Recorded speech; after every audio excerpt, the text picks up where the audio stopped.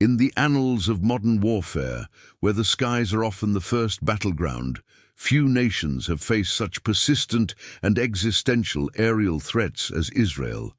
Yet, amidst this constant peril, there emerged a day, or rather a series of strategic moments, that would etch itself into military legend, the day no enemy plane returned. This isn't just a tale of advanced technology, but of an invisible air wall forged from brilliant strategy, relentless innovation, and the unwavering resolve of a nation determined to protect its skies at all costs. It's a story that transcends mere dogfights and missile launches, delving into the intricate web of intelligence, command and control, and the human element that transformed a vulnerable airspace into an impenetrable fortress. This invisible air wall wasn't a single barrier, but a dynamic multi-layered defense system that could adapt, anticipate, and annihilate threats with chilling efficiency, turning the tide of aerial warfare and sending a clear, unambiguous message to any who dared to challenge it.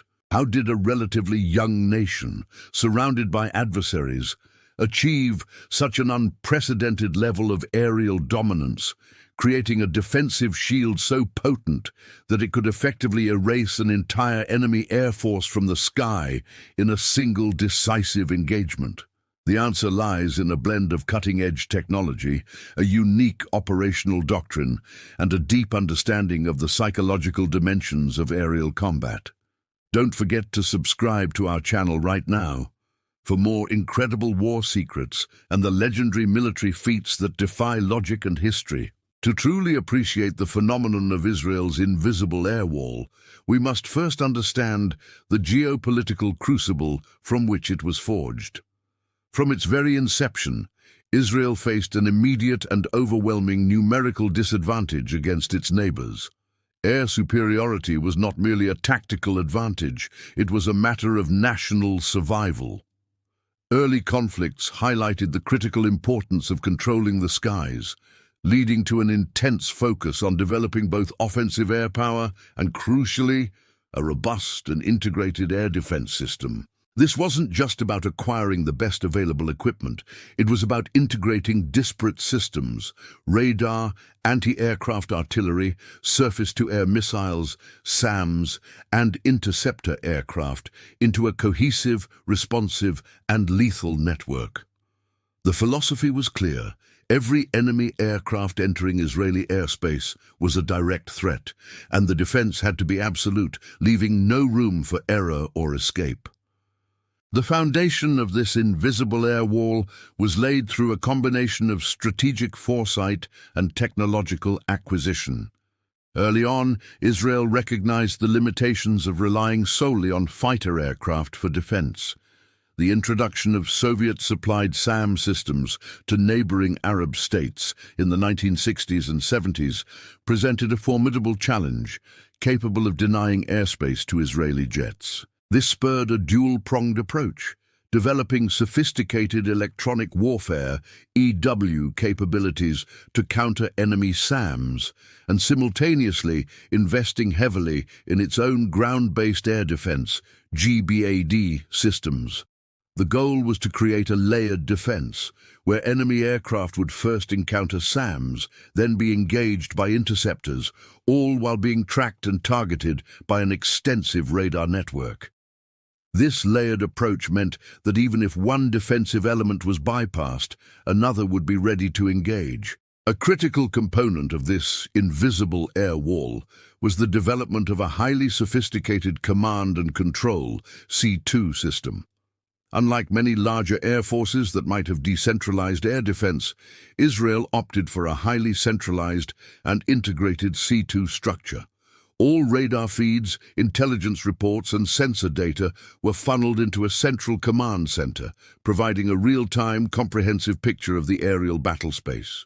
This allowed commanders to make rapid, informed decisions, vectoring interceptors, allocating SAM batteries, and coordinating EW assets with unprecedented speed and precision. This centralized control minimized friendly fire incidents and maximized the effectiveness of every defensive asset, ensuring that no enemy aircraft could slip through undetected or unengaged. The human element was, arguably, the most vital component. Israeli air defense operators, pilots, and ground crews underwent rigorous and continuous training, often exceeding the standards of much larger nations. This training emphasized adaptability, quick thinking, and aggressive engagement. Pilots were trained not just to fly and fight, but to understand the entire air defense ecosystem, from radar signatures to SAM capabilities. Ground crews were drilled in rapid reloading and maintenance, ensuring maximum uptime for critical systems. This culture of excellence and relentless preparation meant that when the moment of truth arrived, every individual understood their role and executed it with flawless precision, turning theoretical capabilities into devastating real-world effectiveness. The day no enemy plane returned wasn't a single calendar day, but rather a culmination of this doctrine, technology, and training, most vividly demonstrated during specific, decisive engagements. One such period was during the Yom Kippur War in 1973, where initial Arab air superiority and the devastating effectiveness of new Soviet SAMs, SA-6 Gainful, inflicted heavy losses on the Israeli Air Force, IAF. However, the IAF, through rapid adaptation, innovative tactics, and the deployment of new EW countermeasures, quickly turned the tide. They learned to exploit gaps in enemy radar coverage, developed wild weasel tactics to suppress SAM sites, and improved their air-to-air combat techniques. This period of intense learning and adaptation laid the groundwork for future, even more decisive, aerial victories. The true manifestation of the invisible air wall came into full view during the 1982 Lebanon War, specifically during Operation Mole Cricket 19. This operation targeted Syrian SAM sites in the Bekaa Valley, which had become a significant threat to Israeli air operations.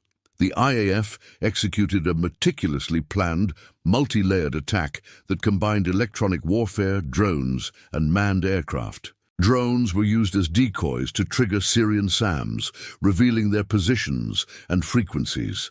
Simultaneously, EW aircraft jammed Syrian radar and communications, blinding and deafening the enemy. Once the SAM sites were exposed and disrupted, waves of Israeli F-4 Phantoms and F-16 Fighting Falcons swept in, destroying the batteries with precision-guided munitions. The result was unprecedented. Within a few hours, 19 Syrian SAM batteries were destroyed, and over 80 Syrian aircraft were shot down in air-to-air combat, with no Israeli losses. This was the day, or rather the hours, when the invisible air wall truly came alive, demonstrating its devastating effectiveness. The success of Operation Mole Cricket 19 was not just about destroying SAMs. It was about establishing absolute air superiority and denying the enemy any ability to contest the skies. The Syrian Air Force, despite being equipped with modern Soviet aircraft like the MiG-21 and MiG-23, found itself flying into a death trap. Israeli pilots, flying F-15 Eagles and F-16 Fighting Falcons, benefited from superior training, advanced tactics, and a comprehensive C2 network that provided them with real-time intelligence on enemy positions and movements. The invisible air wall meant that Syrian pilots were often engaged before they even knew they were being targeted, flying into a perfectly orchestrated ambush from which there was no escape. The psychological impact on the Syrian pilots was immense. They were flying against an enemy they couldn't see, couldn't track, and couldn't defeat. The invisible aspect of this air wall was crucial. It wasn't a physical barrier, but a combination of electronic countermeasures, stealth tactics, even before true stealth aircraft were widely deployed, and superior situational awareness that made Israeli aircraft and ground defenses incredibly difficult for the enemy to detect and target. Israeli EW systems could jam enemy radar, spoof missile guidance systems, and disrupt communications. effectively rendering enemy sensors useless. This electronic dominance meant that enemy pilots were often flying blind, while Israeli forces had a clear picture of the entire battle space. This asymmetry in information and electronic capability was a game-changer, turning the skies into a one-sided shooting gallery. The lessons learned from these engagements were profound. They demonstrated the critical importance of an integrated air defense system that combines both offensive and defensive capabilities.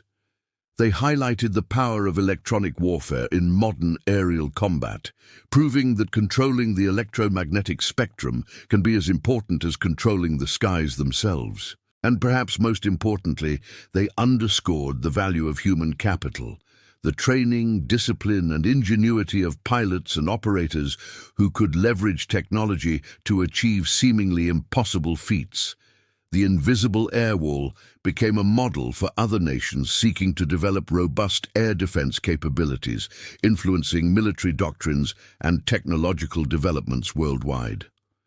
In the decades that followed, Israel continued to refine and expand its air defense capabilities, incorporating new technologies like the Iron Dome, David's Sling, and Arrow missile defense systems. These systems, designed to intercept rockets, short-range missiles, and long-range ballistic missiles respectively, added even more layers to the invisible air wall, extending its reach and versatility. The philosophy remained the same: create a comprehensive, integrated defense that leaves no gap for enemy threats to exploit.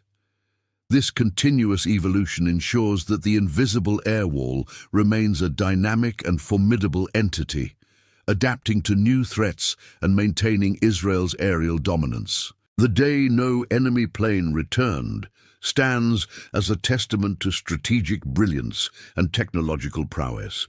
It's a story of how a nation, facing overwhelming odds, built a defensive system so effective that it could achieve absolute air superiority, turning the skies into a no-fly zone for its adversaries. It's a powerful reminder that in warfare, innovation, integration, and the human element can often outweigh sheer numbers, creating a legacy of aerial dominance that continues to inspire and awe.